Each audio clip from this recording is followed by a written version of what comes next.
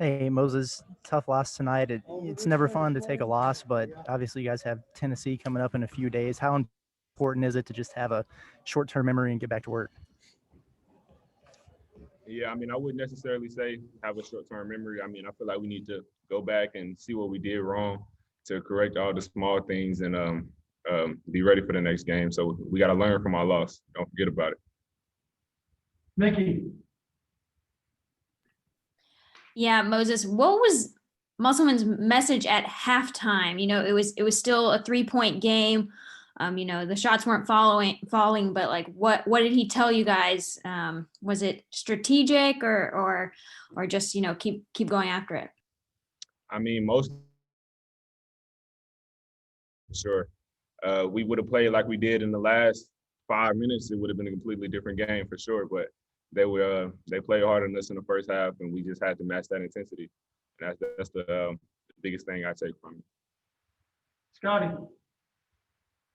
Moses, the stat system that we look at says that you guys were 8 of 30 on layups today. What do you think contributed to those struggles today?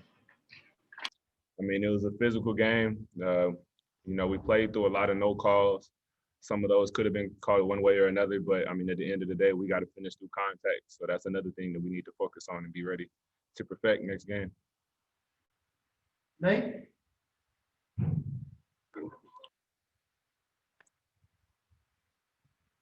Nate, you're on mute. There we go. Just as far as what do you feel y'all have to do these next practices as far as developing some guys with Justin out to combat what happened today? I mean, everybody has to step up, and I mean, one person can't take on Justin's whole role.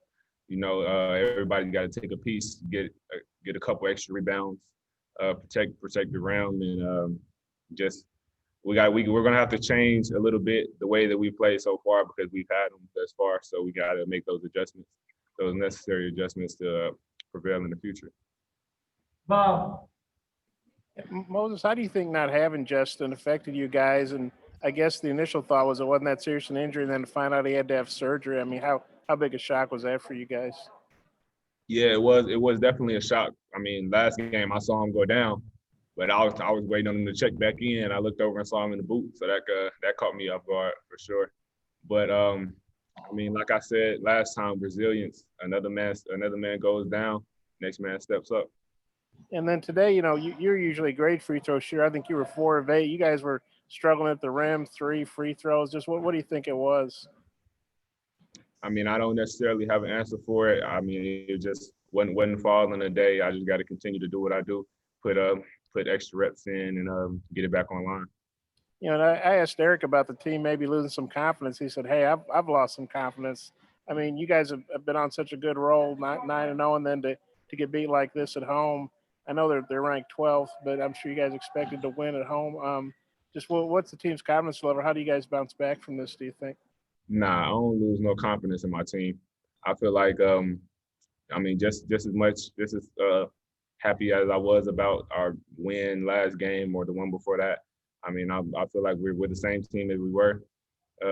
Just everybody just has to step up, and which I've seen them do at different points during preseason and during the season. So, no, I don't lose any confidence in my guys. How tough is it that you got to try to bounce back at Tennessee? They look like they're the best team in the league, one of the top 5 in the country. I mean, we the underdogs.